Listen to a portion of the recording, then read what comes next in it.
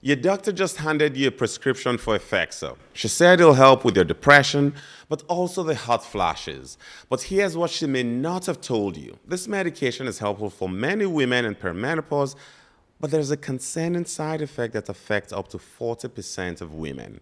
Hi, I'm Dr. A. I'm an integrative psychiatrist and lifestyle physician. Let's talk about 5 things every perimenopausal woman needs to know about Effexor. A few months ago, Monica, 47, came to my office. She informed me she was started on Effexor by a previous doctor, but 6 months later, she felt like a zombie. Her libido vanished, she gained weight, and her brain fog was worse than ever. At the same time, I also had Sonia, 49, who came in on Effexor. She was doing great on this medication and claimed it was a lifesaver. Now, Monica and Sonia's stories are not surprising. Thousands of perimenopausal women experience both positive and negative responses to this medication. So let's clarify a few things. Number 1, Effexor isn't actually approved for perimenopause symptoms. Effexor or venlafaxine is an SNRI. That stands for serotonin norepinephrine reuptake inhibitor. It blocks the reabsorption of 2 brain chemicals, serotonin and norepinephrine. Think of it like putting a dam in a river. The water builds up behind the dam, creating higher levels in your brain. This medication is used to treat depression, anxiety, and panic disorder.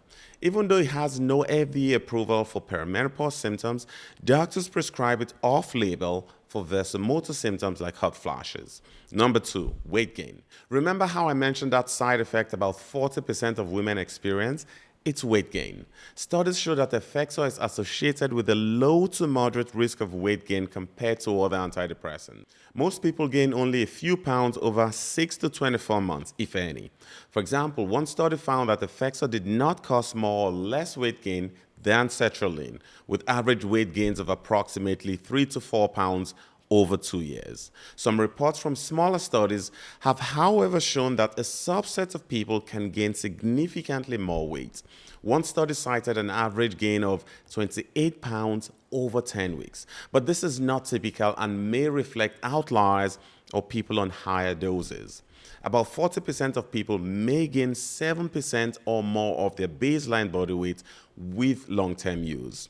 But why does Effexor cause weight gain? First, it can increase cravings for carbohydrates and sugary foods. Second, fatigue from Effexor may reduce physical activity, lowering calorie burn. Third, this medication may slow your metabolism.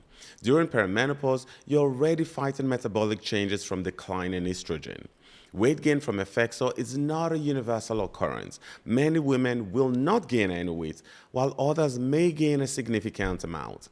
The risk appears to increase with higher doses and longer treatment durations. Compared to other antidepressants, Effexor is in the middle range for weight gain risk, less than paroxetine and mirtazapine, but more than bupropion, Wellbutrin, which is linked to weight loss. Number 3, sexual side effects. Let's talk about something doctors whisper about but rarely address head-on: sexual dysfunction. Some studies report that over 60% of people taking Effexor experience sexual side effects: decreased libido, difficulty reaching orgasm, complete loss of sexual interest. During perimenopause, your testosterone is already declining. Your estrogen is all over the place. For some women, adding Effexor can significantly affect sexual function. I've seen marriages strain under this pressure, women feeling broken, partners feeling rejected. But here's what's really heartbreaking. Many women think this is just part of getting older. It may not be. It could be a medication side effect that can often be addressed. Number 4, withdrawal can be problematic. Here's something your doctor probably didn't mention. Getting off Effexor can feel terrible. Effexor has one of the shortest half-lives of any antidepressants. This means it leaves your system quickly. Miss a dose by even a few hours and you might experience what some refer to as brain zaps. This feels like electrical shocks in your head. Dizziness, nausea, flu-like symptoms can also occur if you stop this medication. A study found that up to 78% of people experience withdrawal symptoms when stopping Effexor. Some even describe it as worse than coming off illegal drugs. One woman told me, "I felt like I was dying. The brain zaps were so intense I couldn't drive for weeks." If you're considering Effexor, you should be aware that discontinuing it later may require slow and careful tapering. Now, not everyone experiences these intense withdrawals, but you need to know that it is a possibility. Now, before we go on to number 5, I need to let you know I'm not anti-medication, but I'm a big believer in combining traditional psychiatry with a root cause approach, prescribing medications only when absolutely necessary and using the smallest doses possible.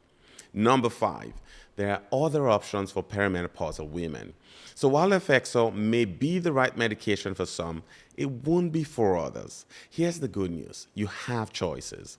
For mood and anxiety symptoms during perimenopause, there are several other antidepressants you can try. Hormone replacement therapy is another option that can help with some of your symptoms. A study showed that bioidentical hormones improve depression scores in a significant number of perimenopausal women.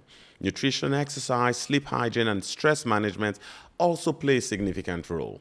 Cognitive behavioral therapy tailored for perimenopause shows remarkable results. One study found that it reduced hot flashes by 40% and significantly improved mood scores.